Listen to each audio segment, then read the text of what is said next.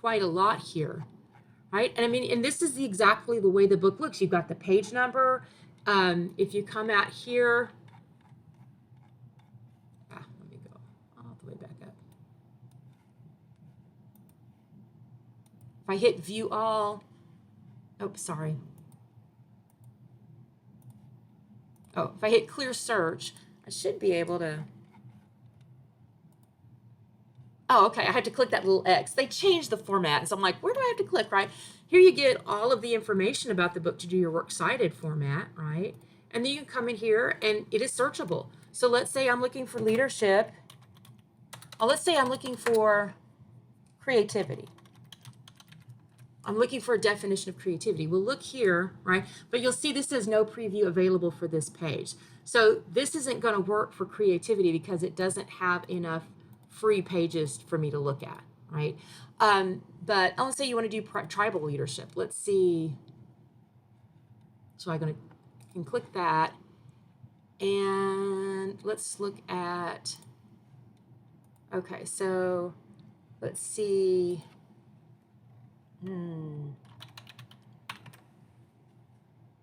Okay, nothing there. Let's just see if, okay, if we get anything. Okay, so we're probably, it doesn't look like we have, yeah, we don't have much of a preview here.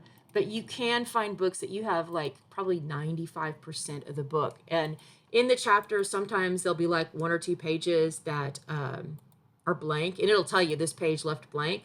But you might not need that page. Maybe what you need is on the part where you actually were able to see the entire stuff, right? I think this might be one that you have. Yeah, see, look at all the stuff you've got here. And it's highlighting leadership because that's what I typed in when I did my Google search, right? So again, you can totally cite this. This is the introduction. We're going to get to...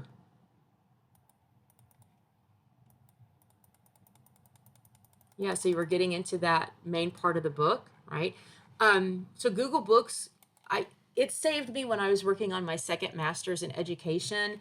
My second master's is in instructional design for online learning. And even now, that's not a real hot degree around places. So I really didn't have a lot of libraries around here that I could go to and find a lot of the books that I needed to do my research.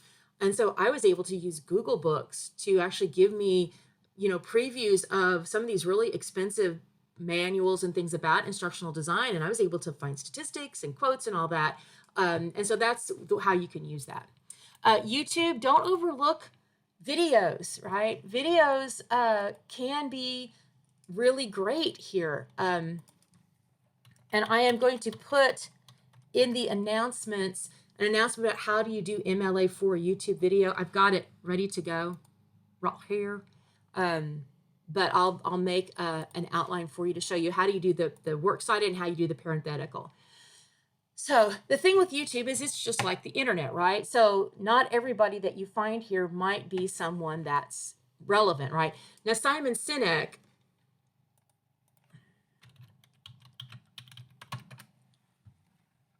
I can Google this person, right? And I can look at, who this person is, right? Oh, actually, he's been a TED Talk speaker. That's pretty high credentials, right? And so I can look for a bio about him, or I can look at, oh, that's still TED Talk. TED Talks are amazing. Oh, okay. So let's do this one. I'm going to make a bold statement and say that... Oh, that's a TED Talk as well. TED Talk does a lot on leadership. They have their own site, but they also upload them. They have a site within... The research behind leadership okay, is yeah, this clear. is not a TED Talk. Leaders think differently. So this is the title, but here is the author, right? So I can click her name. Hello, my name is Vanessa, and Oh, and she's a TED Talk speaker, right? So I can go to About, and I can see a little bit more about her. Here is her website, so I might want to go there because she'll probably have a much more robust. So here's About, and here we go. She's a national best-selling author of Captivate and founder of Science of People. We can look and see, what her credentials are. So that's what you need to do when you're using YouTube videos. You've got to click on their username, then go to their about page. Like if you, I will admit, if you go to my page and you go to about, I haven't put anything out because I only do stuff mainly for my students, right? Or my BTS obsession. Yeah, I have a lot of BTS playlists you can see, right? And so, usually and I have subscribers. I can imagine people are subscribing because they want to listen to my lecture on literature or MLA. But I'm not out there promoting myself. And so I don't have that. I probably ought to put something there. But again, you can look there, and if you can't find it, then maybe Google their name and see if you can find them somewhere else before you use it. And then TED Talks are a really great gold mine of research. TED Talks are highly academic and scholarly. Only the best and brightest people, the experts in the field, the innovators in their fields are asked to come and talk at TED Talks. So you kind of got a better chance of finding someone that's really relevant, that passes the crap test. Now, I'm not saying that everything will work for you or that everything is suitable for what you need to do. But again, it's got a higher kind of ranking. So if I can do this, I can type leadership. And again, I could also add something else to that if I wanted to kind of focus. Like here's something on tribal leadership. So the nice thing about TED Talks are that we also get a transcript. And so if I'm wanting to quote from something, if I click that, And it'll the take reason me that this date was immediately so to the momentous- place in the video where that is. And then I can just copy and paste this into my paper. And then I can give the timestamp of the beginning and the end of this quote. So I don't have to sit there and transcribe like you would sometimes on a YouTube video. Like, oh, stop that and read about it. What was that word, right? So again, these are great. So I've noticed that some people or more people are using YouTube and stuff like that as research. So again, don't overlook this as a possible source.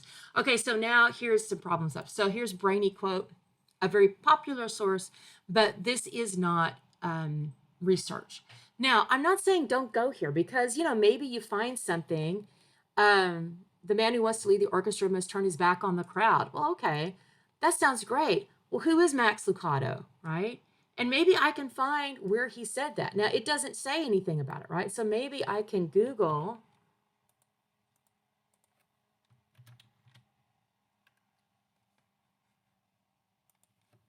I'm going to put the quotation in quotation marks, and then I'm going to put his name.